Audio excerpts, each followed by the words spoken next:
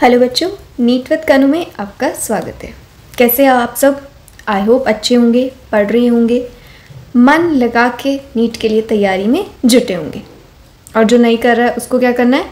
तैयारी करनी है। It's never too late to start.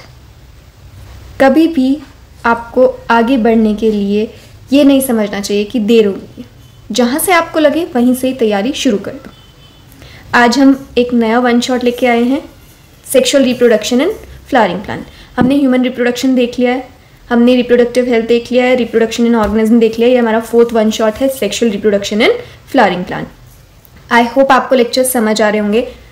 इस लेक्चर को ध्यान से बहुत अच्छे से सुनना। ये जो चैप्टर है आपको एनसीईआरटी से पढ़ने में बहुत बोरिंग लगता है, आपको ये समझ नहीं आता और ये बहुत ज़्यादा ही कॉम्प्लिकेटेड सा लगता है आपको, बट इससे क्वेश्चन बहुत ईजी बनते हैं। इसलिए ध्यान से अच्छे से लास्ट तक बने रहना, ठीक है। आगे हम पॉलन पिस्टल इंटरैक्शन, आपके टेट्राड, माइक्रोस्पोर, मेगास्पोर, फ्लॉइडी सब देखेंगे। सब आपकी एनसीईआरटी से कवर हो जाएगा, बट ध्यान से एक साथ बैठ के हम इस चैप्टर को बिल्कुल फोड़ देंगे। ज़्यादा टाइम आपका वेस्ट नहीं करेंगे। एंड तक ज़रूर देखना, लाइक करना, कमेंट करना प्लीज़। चलो फिर चैप्टर में चलते हैं, sexual reproduction in flowering plant.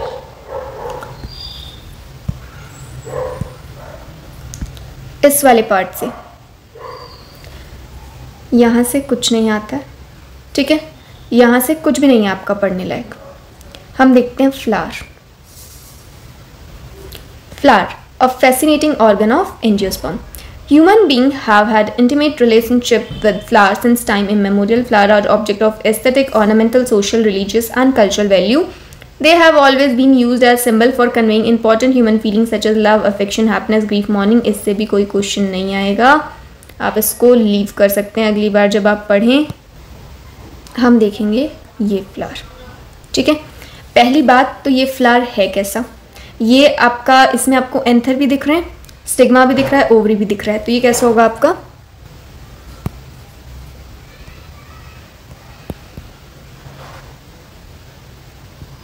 कैसा होगा ये? Bisexual flower. बायसेक्सुअल और मोनोइशियस और होमोथेलिक। कैसा फ्लावर है ये? बायसेक्सुअल है, क्योंकि दोनों ही, एंथर भी देखने को मिल रहा है और ओवरी भी। बायसेक्सुअल है, दैट मीन्स मोनोइशियस या डाइशियस। मोनोइशियस और होमोथेलिक सेम थैलस पे हैं दोनों। फ्लावर कौन सा? कैलिक्स, कोरोला, एंड्रोशियम और गाइनोशियम। कैलिक्स, कोरोला, एंड्रोशियम और गाइनोशियम। 4 वर्ल देख लिया हमने। इसमें सबसे पहला वर्ल कौन सा है? सेपल। सेपल को ही हम क्या बोलते हैं? कैलिक्स। सेपल को ही हम कैलिक्स बोलते हैं। सेपल आपका क्या करता है? सेपल करता है प्रोटेक्शन। प्रोटेक्शन कब? जब ये बर्ड स्टेज में होता है। Protection of flower in bird shape. जब फ्लावर एक बर्ड की स्टेज में होता है तब सेपल उसमें प्रोटेक्शन का काम करता है। दूसरा आपका कोरोला। पैटल को हम बोलते हैं कोरोला, ठीक है। पैटल क्या क्या काम है इसका, कैसे कैसा दिखता है क्या? पहली बात तो ये होता है ब्राइटली कलर्ड। Brightly coloured. दूसरा, पेटल्स क्या करता है? Attract pollinators. Petals attracts pollinators. हम वहाँ जाते हैं ना जहाँ हमें थोड़ा सुंदर सा, अच्छा सा देखने को मिलता है, तब जाते हैं जहाँ पे इनको ब्राइटली कलर्ड पेटल्स देखने को मिलती हैं। इनमें क्या होता है? इनमें होती है फ्रेगनेंस, ठीक है। ये चीज़ देखी हमने। कैलिक्स देख लिया, कोरोला देख लिया। एंड्रोशियम। एंड्रोशियम से क्या मतलब है आपका? एंड्रोशियम से मतलब है आपका मेल पार्ट। एंड्रोशियम है मेल पार्ट, जिसमें आपको देखने को मिलेगा एंथर, फिलामेंट, ठीक है। इसमें एक चीज़ आपको क्या ध्यान रखनी है, ये जो एंड्रोशियम होता है इसका ये वाला पार्ट कौन सा? प्रॉक्सिमल पार्ट किससे अटैच होता है आपका? ये क्या है? Thalamus. Proximal part attach to thalamus. और आपका डिस्टल पार्ट कहाँ पे अटैच है फिलामेंट का? ये अटैच है आपका एंथर पे। कौन सा? Distal part. Distal part attach to anther and proximal part attach with thalamus. आपको इसमें ओवरी कैसी नज़र आ रही है? ओवरी की कंडीशन क्या नज़र आ रही है? सब चीज़ें ऊपर है, ओवरी नीचे है, तो ये कैसी कंडीशन होगी इसकी? Inferior ovary, inferior thalamus. Thalamus आपका ओवरी से नीचे है, ठीक है। एपिगाइनस कंडीशन, एपिगाइनस कंडीशन और इंफीरियर ओवरी। एंडोशियम देखा आपने, एंडोशियम में है एंथर। ये क्या है? एंथर। एंथर आपका बायलोब स्ट्रक्चर होता है। बायलोब, 2 लोब हैं, हर लोब में 2 थीका है, तो डायथिकस, डायथिकस कंडीशन। तो कितने थीका हुए आपके? 4। 2 लोब हैं, हर लोब में 2 थीका, और 2 लोब हैं तो 4 थीका, ठीक है। बायलोब डायथिकस एंथर होता है आपका, ठीक है। बचा क्या? गाइनोशियम। गाइनोशियम में आपको देखने को मिलेगा सबसे पहले ओवरी। ये जो वॉल्स होती हैं ओवरी की, ये क्या बनाती हैं? ये बनाती हैं वॉल ऑफ फ्रूट। ओवरी की वॉल ही आपकी फ्रूट की वॉल बनाती हैं, जिसे हम क्या कहते हैं? पेरिकार्प, ठीक है। और आपका गाइनोशियम में क्या होता है? स्टाइल होता है, जिससे क्या निकलता है? इससे निकलता है आपका माइक्रोपाइल, इससे निकलता है आपका माइक्रोपाइल। स्टिग्मा, स्टिग्मा पर क्या होता है? स्टिग्मा पर होता है landing of pollen grains, landing of pollen grains. और क्या होता है? Pollen pistil interaction. क्या होता है? पॉलन पिस्टल इंटरैक्शन, ठीक है। ये है आपका ये एक फ्लावर। सब कुछ मार्क कर लिया, आगे चलते हैं। यहाँ से कुछ नहीं है। अब आते हैं हम प्री फर्टिलाइजेशन इवेंट पर। प्री फर्टिलाइजेशन इवेंट में सबसे पहले होता है आपका गैमीटोजेनेसिस। गैमीटोजेनेसिस, गैमीटोजेनेसिस में 2 बनते हैं, microsporogenesis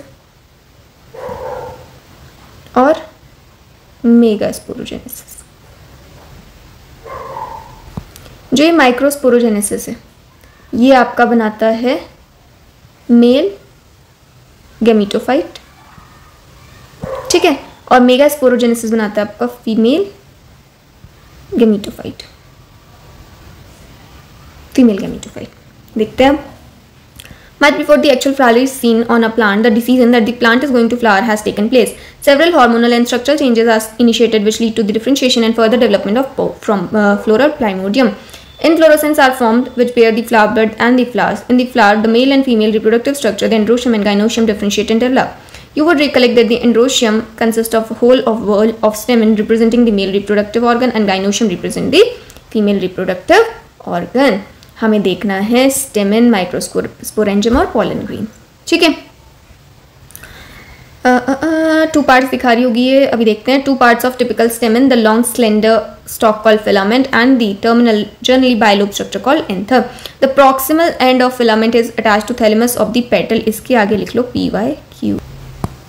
The number and length of stamens are variable in flowers of different species. If you collect a stamen from 10 flowers, each of them at different species, and arrange them on a slide. कोई ज़रूरत नहीं है इसको पढ़ने की, जो important होगा उसको हम मार्क करते हुए चलेंगे। A typical angiosperm anther is bilobed with each lobe having 2 theca. They are dithecous. Often a longitudinal grooves run lengthwise separating the theca. The bilobe nature of an anther is very distinct in transverse section of an anther. The anther is 4-side tetragonal structure consisting of 4 microsporangia located at the corner of each lobe. अभी देखना, ठीक है। Bilobed होता है और डायथीका होता है। एक लोब ये, एक लोब लिखिए, और इस पे 4 माइक्रोस्पोरेंजियम। ये ना माइक्रोस्पोरेंजियम कॉर्नर्स पे होते हैं, हर एक लोब में 2-2, मतलब कि एक थीका में एक। ये देखो एंथर है ऊपर, ये कौन सा होगा इसका डिस्टल पार्ट, ये कौन सा होगा डिस्टल पार्ट, और ये फिलामेंट ये होगा प्रॉक्सिमल थैलेमस। ठीक है, कैसा होता है फिलामेंट, लॉन्ग एंड स्लेंडर। ऊपर लाइन पढ़ी थी हमने, long and slender filament attach to the thalamus at the proximal end. ये वही हमने यहाँ पे लिख दिया। ऊपर देखो ये है आपका एंथर, मिलेगा कहाँ पे, ये मिलेगा ये डिस्टल एंड पर। ठीक है, कैसा होता है बाइलोब्ड डाइथिकस, बाइलोब्ड और डाइथिकस होता है। कितने थीका हो गए फिर 4। Each theca contains 1 microsporangium. ठीक है, तो कितने माइक्रोस्पोरेंजिया बने 4। माइक्रोस्पोरेंजिया कितने बने 4। यही आपके डेवलप करते हैं किसमें, पोलन सैक में। यही डेवलप करते हैं आपके पोलन सैक में, और पोलन सैक में बनते हैं फिर पोलन ग्रेन। पोलन सैक में क्या बनते हैं, पोलन ग्रेन। ठीक है, आपको ये चीज़ समझ आई। आगे ये आगे लिखा है भाई, the microsporangia develops further and become pollen sac, they extend longitudinally all through the length of anther and packed with pollen grains. अब देखते हैं माइक्रोस्पोरेंजियम का स्ट्रक्चर, इंपॉर्टेंट है, ध्यान से देखेंगे। In a transverse section, a typical microsporangium appear near circular in outline. It is generally surrounded by 4 wall layers. देखो ऐसे, ये है आपका माइक्रोस्पोरेंजियम, इसकी लेयर, ये बाहर वाली लेयर है एपि, अंदर वाली लेयर है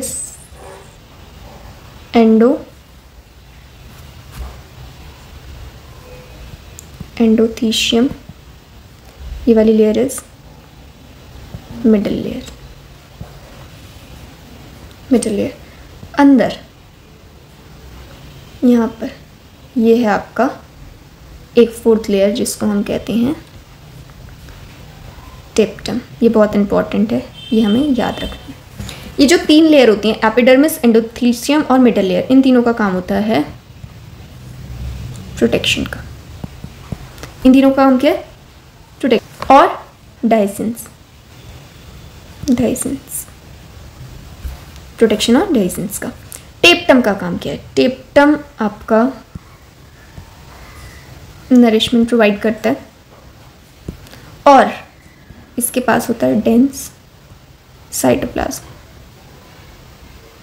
फॉर सिक्रीशन, और सिक्रीशन किसका, नरिशमेंट का, न्यूट्रिशन का। ठीक है, ये चीज़ देखिए, अब पढ़ते हैं क्या बोल रहे हैं। 4 लेयर कौन सी, epidermis, endothecium, middle layer and tapetum. The outer 3 layer perform the function of protection, help in dehiscence of anther. Dehiscence का मतलब होता है झड़ना, झड़ना। The innermost layer is called tapetum. It provides nourishment to the pollen grain. Cells of the tapetum possess dense cytoplasm and generally have more than 1 nucleus. एक से ज़्यादा nucleus होती है. When the anther is young, a group of compactly arranged homogeneous cells called the sporogenous tissue occupies the center of each microsporangium. जब anther young होता है, यहाँ पे सेंटर में होते हैं बहुत सारे compactly arranged sporogenous tissue, sporogenous tissue. और ये स्पोरोजिनस टिश्यू आपके क्या करते हैं, ये आपके माइक्रोस्पोरेंजियम का सेंटर बनाते हैं। ये स्पोरोजिनस टिश्यू क्या करते हैं, मियोटिक डिवीजन करते हैं, और मियोटिक डिवीजन करने के बाद ये माइक्रोस्पोर टेट्राड बना देते हैं। ठीक है, माइक्रोस्पोरोजेनेसिस, जेनेसिस मतलब फॉर्मेशन, किसका, माइक्रोस्पोर का। माइक्रोस्पोर क्या है, मेल गैमीटोफाइट। मेल गैमीटोफाइट का फॉर्मेशन देखेंगे हम। As the anther develop, the cell of sporogenous tissue undergo meiotic division to form microspore tetrad. अभी हमने देखा स्पोरोजिनस टिश्यू क्या होते हैं, सेल के माइक्रोस्पोरेंजिया के बीच में। वो क्या करते हैं, स्पोरोजिनस टिश्यू आपके मियोटिक डिवीजन में पार्टिसिपेट करते हैं और क्या बनाते हैं, माइक्रोस्पोर टेट्राड। आगे चलते हैं, ये देखते हैं। ये जो 3 लेयर है, ये क्या करेंगी, प्रोटेक्शन का काम और डेhiscence का। प्रोटेक्शन और डेसेंस। जो आपकी टेप्टम है ये नरिशमेंट का पास एक एंजाइम होता है जो एंजाइम सीक्रेट करेगी, वो है कैलेस। कैलेस क्या काम करता है आपका? कैलोस को तोड़ने का। और कैलोस कहाँ से निकलता है ये हम आगे देखेंगे। और क्या होता है, जो ये टेप्टम होता है ये बना होता है स्पोरोपोलेनिन का। स्पोरोपोलेनिन आपका हार्डेस्ट इनऑर्गेनिक मटेरियल है, हार्डेस्ट ऑर्गेनिक मटेरियल। इसको तोड़ने वाला अभी तक कोई मिला नहीं है, ठीक है। Hardest organic material. आगे चलते हैं।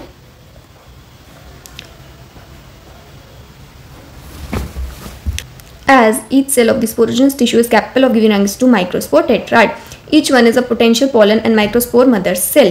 The process of formation of microspore from a pollen mother cells through meiosis is called microsporogenesis. इसका मतलब है कि एक आपका स्पोरोजेनस सेल कितने माइक्रोस्पोर टेट्राड बना सकता है, कितने आपके टेट्राड बना सकता है? ये एक टेट्राड फॉर्म करेगा और एक टेट्राड में कितने पॉलन्स होंगे? 4 पॉलन। तो आपके क्वेश्चन क्या पूछ लेगा, एक स्पोरोजेनस सेल है वो कितने टेट्राड बनाएगा? एक। Each cell of sporogenous tissue is capable of giving rise to microspore tetrad. Tetrad मतलब 4, उसके अंदर कितने पॉलन्स होंगे आपके? 4 पॉलन्स, ठीक है। माइक्रोस्पोर्स बनाना from pollen mother cell is microsporogenesis. Pollen mother cell की प्लॉइडी कितनी होगी आपकी? 2n, ठीक है। The microspores as they are formed are arranged in a cluster of 4 cells, that is microspore tetrad. As the anther matures and dehydrates, the microspore dissociate into each other and develops pollen grains. Inside each microsporangium, several thousands of microspores or pollen grain are formed. They are released with the dehiscence of anther. क्या हुआ देखो,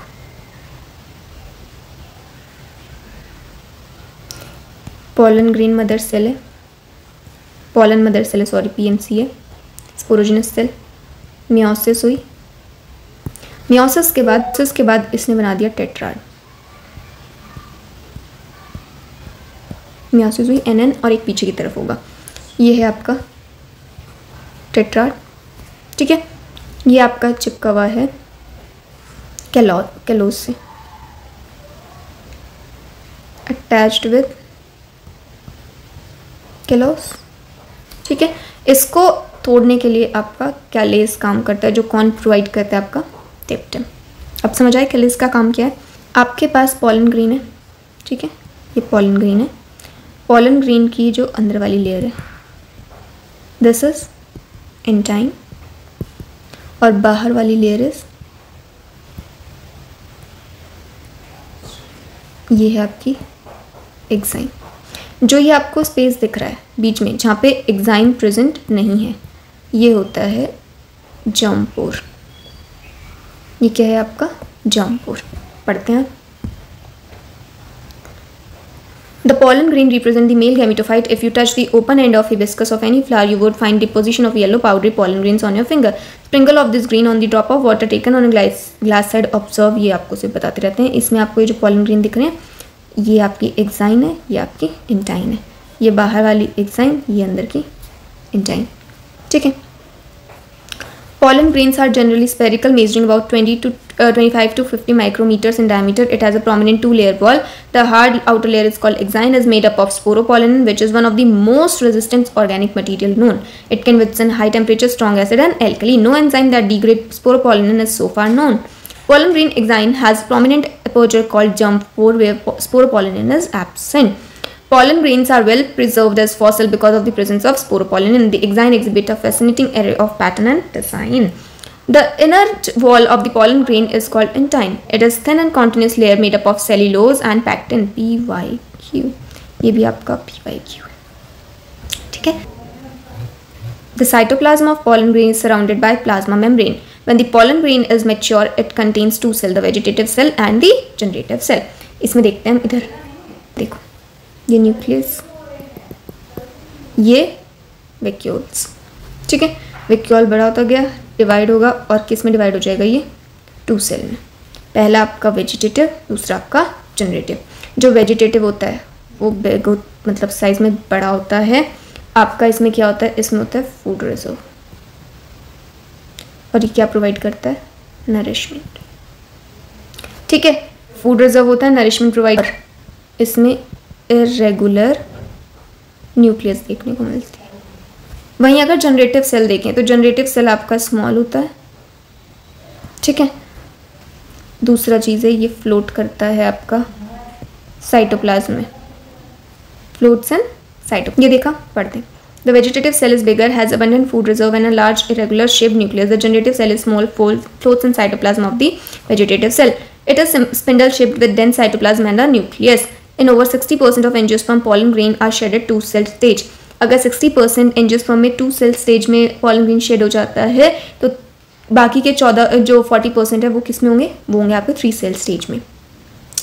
In remaining species, the generative cell divides mitotically to give rise to 2 male gametes before pollen grain are shed. That is 3-cell stage.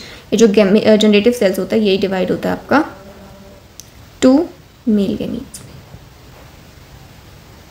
2 male gametes, और ये क्या बन जाती है, 3-cell stage। ये पॉलन ग्रेन्स बहुत सारी एलर्जी कॉज करती हैं, जिसका पहला है एग्जांपल आपका पार्थेनियम और कैरिडोरा, साइड में लिख दीजिए किसके साथ आया था, ये वीट के साथ आया था और बहुत जल्दी से एलर्जी कॉज कर देता है। आगे देखते हैं, ये आपका PYQ है, जो आपका पॉलन ग्रेन्स हैं ये आपका एज अ पॉलन टैबलेट्स भी यूज़ होती हैं एज अ सप्लीमेंट। ठीक है, pollen tablets as supplement. In Western countries, a large number of pollen products in the form of tablet and syrup are available in the market. Pollen consumption has been claimed to increase the performance of athletes and race horse. देखा आपने, ये पढ़ लेते हैं फटाफट से। इसमें जो आपका मेन है वो आपका है ये जो आपका वीट है 30 मिनट्स वाला, और ये आपका लिक्विड नाइट्रोजन का। ठीक है, when one they are shed, pollen grain have to land on the stigma before they lose viability if they have to bring about fertilization. How long do you think the pollen grain remain viable? The period for which pollen grain remain viable is highly variable. To some extent depends on the prevailing temperature and humidity. In some cereals such as rice and wheat, pollen grain lose viability within 30 minutes of their release. Rice और wheat की हमें दे रखी है कितनी viability होती है आपकी 30 minutes. And in some member of Rosaceae, Leguminaceae, Solanaceae, they maintain viability for months. Sperm of many animals including human for artificial insemination store किया जाता है. It is possible to store pollen grains of a large number of species in liquid nitrogen. इसको हम बोलते हैं cryopreservation. इसको क्या बोलते हैं हम, cryopreservation. Such stored pollen can be used as pollen bank similar to seed bank in crop breeding programs. ठीक है, ये देखा। अगला आता है हमारा मेल से हट के फीमेल पर, pistil, megasporangium, embryo. Represent the female reproductive part of flower. The gynoecium may consist of single pistil, जिसमें एक ही पिस्टल हो, मोनोकार्पिलरी, जिसमें बहुत सारी पिस्टल हो तो मल्टीकार्पिलरी. There may be when there are more than one pistil fused together, syncarpus, और may be free apocarpus. जब आपस में सिंक्रोनाइज्ड होंगी, जुड़ी हुई होंगी तो syncarpus, फ्रीली होंगी तो apocarpus. Each pistil has 3 parts: stigma, style, ovary. The stigma reserve the landing platform for pollen grain. The style is the elongated slender part beneath the stigma. The basal bulged part of pistil is ovary. Inside the ovary is ovarian locule. The placenta is located inside the ovarian cavity. ये देखो, ये है आपका ovary की wall. ठीक है, ये है आपका, ये है ओवेरियन कैविटी, ओवेरियन कैविटी, और ये आपका प्लेसेंटा। ठीक है, ये है आपका प्लेसेंटा। ये समझ आया क्या कहना चाह रहा था, आगे देखते हैं। ये आपको दिख रहा होगा एक ही कार्पेल है तो मोनोकार्पेलरी, आपस में फ्यूज्ड है। मोनोकार्पेलरी और सिनकार्पस कंडीशन ये एक ही है, लेकिन बहुत सारे हैं यहाँ पे मल्टीकार्पेलरी, और कितने हैं ये आपस में फ्यूज हैं या खुले हुए हैं, फ्री हैं, ये आपके फ्री हैं, तो ये होगा एपोकार्पस कंडीशन। ये होगा सिनकार्पस, ये होगा एपोकार्पस, और ये जैसे घुमा हुआ होता है ये होता है एनेट्रोपस ओव्यू। ठीक है, आगे देखते हैं। Arising from the placenta are the megasporangia commonly called ovules. Marginal placentation बना रही है मैम पी की, पता नहीं है पी जैसा लग तो नहीं रहा है लेकिन फिर भी ठीक है। ये है आपका प्लेजेंटा। ठीक है,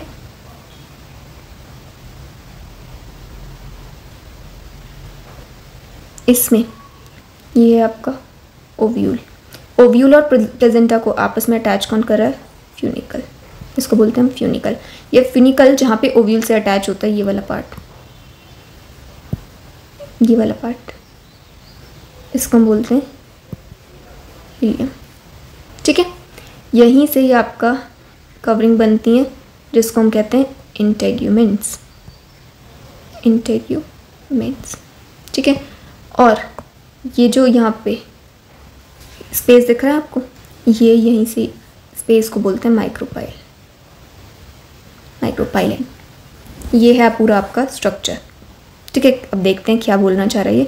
arising from the placenta are megasporangium commonly called ovules. Ovules देखा, प्लेजेंटा से राइज हो रहे हैं। The number of ovules in ovary में be 1 in wheat, paddy, mango और many papaya, watermelon, orchids. Ovule का देखते हैं structure.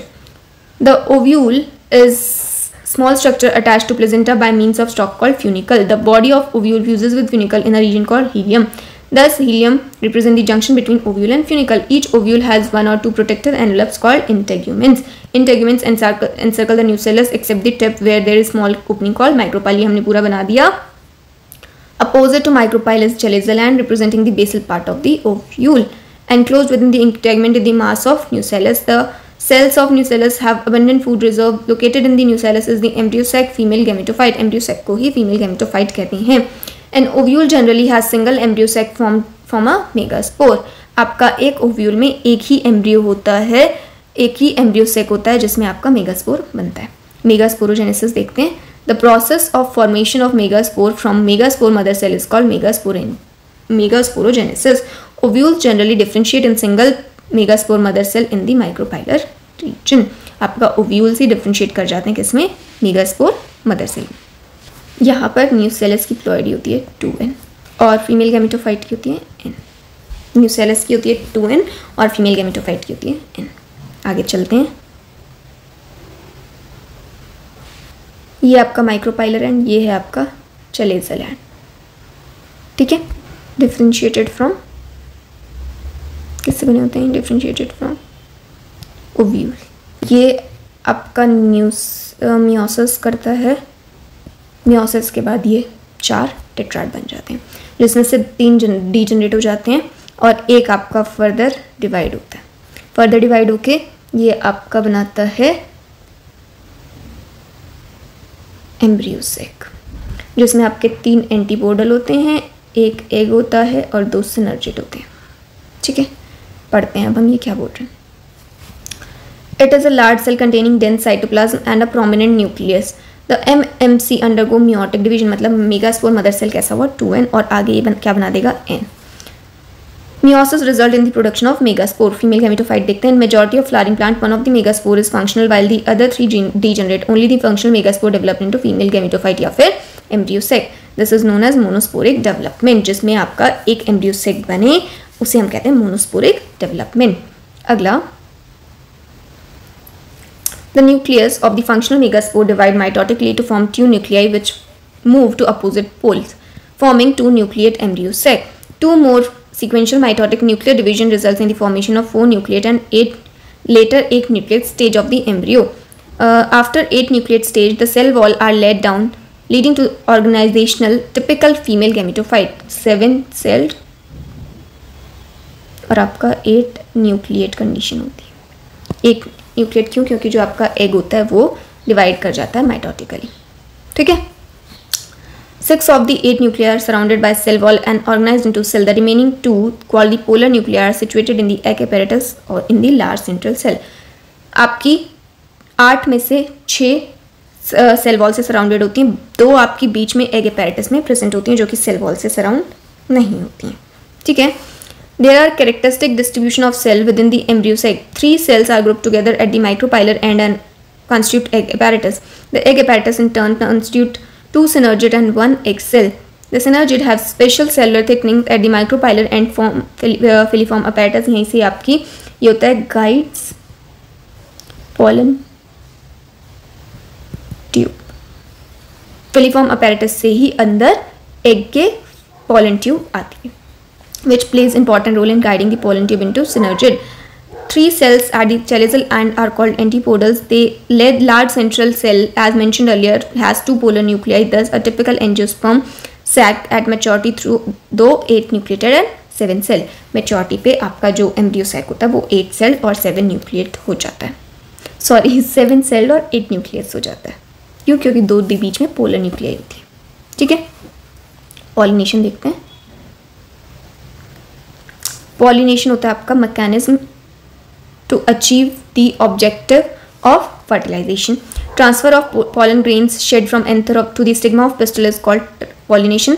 Flowering plants have evolved an amazing array of adaptation to achieve pollination. इनके पास कुछ एजेंट्स होते हैं और उन एजेंट्स की वजह से ये कुछ काइंड्स ऑफ पॉलिनेशन हमें पढ़नी है। पहली है ऑटोगेमी, ये आपका फ्लावर है,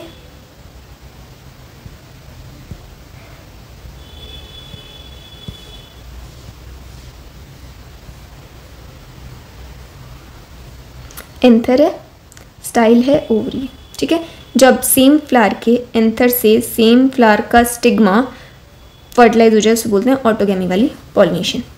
आपका सेम एंथर सेम स्टिग्मा पर एक ही फ्लावर के पॉलिनेशन कर रहा है। In this type of pollination is achieved with the same flower. Transfer of pollen grains from anther to the stigma of same flower. In normal flower which opens exposes the anther and the stigma completely. Autogamy is rare. Autogamy in such flower requires synchrony in pollen release and stigma receptivity also. The anther and stigma क्या होता है कि इसमें autogamy पूरी तरह से होना मुश्किल है। क्यों? क्योंकि एक ही फ्लावर पे है, किसी और का चांस नहीं है चांस, कोई भी आके इसको पॉलिनेट कर देगा, प्रोवाइडेड इनकी जो सिंक्रोनी है वो मैच करनी चाहिए। जो एंथर है वो एक टाइम पे एक ही टाइम पे आपका रिप्रोडक्टिवली एक्टिव होना चाहिए और आपका ओवरी भी, स्टिग्मा भी, स्टाइल भी एक ही टाइम पे लेने के लिए सिंक्रोनी में होने चाहिए। ठीक है, आगे देखते हैं।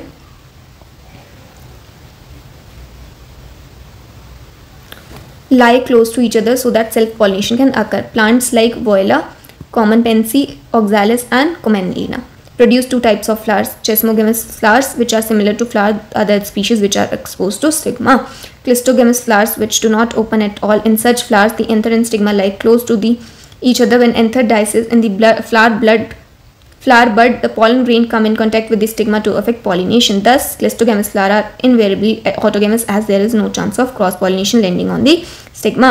Clistogamous flowers produce assured seed set even in the absence of pollinators. Do you think clistogamy is advantage or disadvantage of plant? अब देखो, ये जो ऑटोगेमी है, ऑटोगेमी दो टाइप की हो सकती है, चेस्मोगेमस फ्लावर हो सकते हैं, ठीक है, और क्लिस्टोगेमस। चेस्मोगेमस और क्लिस्टोगेमस फ्लावर्स हो सकते हैं। क्लिस्टोगेमस ऐसे जो बंद है फ्लावर, उसके बाहर से कोई आ ही नहीं सकता है, तो ये तो दिखाएंगे complete autogamy, complete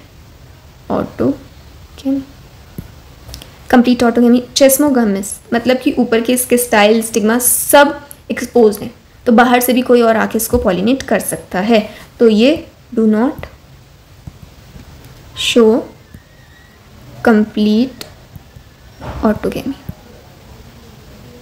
do not show complete autogamy. इसकी पॉलिनेटर्स पर डिपेंडेंसी नहीं होगी, डिपेंडेंसी, नो पॉलिनेटर डिपेंडेंट, इसकी पॉलिनेटर पर डिपेंडेंसी होगी। ये दोनों ही ऑटोगेमी है, ठीक है।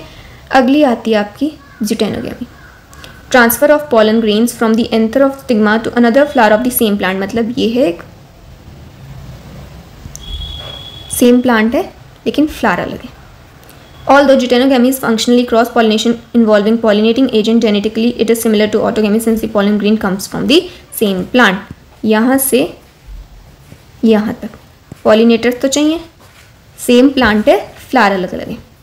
Xenogamy, transfer of pollen grains from anther to the stigma of different plant. This is only type of pollination which during pollination brings genetically different types of pollen. मतलब एक ये है, एक ये है, एक ये है, यहाँ से यहाँ भी हो सकता है, यहाँ से यहाँ भी हो सकता है, यहाँ से, मतलब अलग अलग फ्लावर है, अलग अलग सिग्मा है, अलग अलग पॉलन है, ठीक है। देखते हैं एजेंट ऑफ पॉलिनेशन। यहाँ से जो एजेंट ऑफ, अभी आपका बहुत लंबा खिंच जाएगा, ये काफ़ी ज़्यादा बड़ा चैप्टर है, आज के लिए हम इतना ही करेंगे। आपका इसका फर्दर पार्ट मैं कल अपलोड करती हूँ, ठीक है। यहाँ तक बने रहने के लिए thank you so much. I hope कि आपको लेक्चर समझ आया होगा। कल हम इसके एजेंट पढ़ेंगे, ये बहुत इंपॉर्टेंट हैं, ये याद भी नहीं होते हैं। एजेंट और उसके बाद आपका पॉलन पिस्टल इंटरैक्शन, उसके बाद आपका outbreeding devices, pollen pistil interaction और आपका डबल फर्टिलाइजेशन। ये करेंगे हम कल, ठीक है। आप यहाँ तक बने रहे उसके लिए thank you so much. Please video को प्यार देना, लाइक करना, चैनल सब्सक्राइब करके ज़रूर जाना। कल मिलते हैं आपसे, इसी लेक्चर को कंटिन्यू करते हैं, ठीक है। Thank you so much.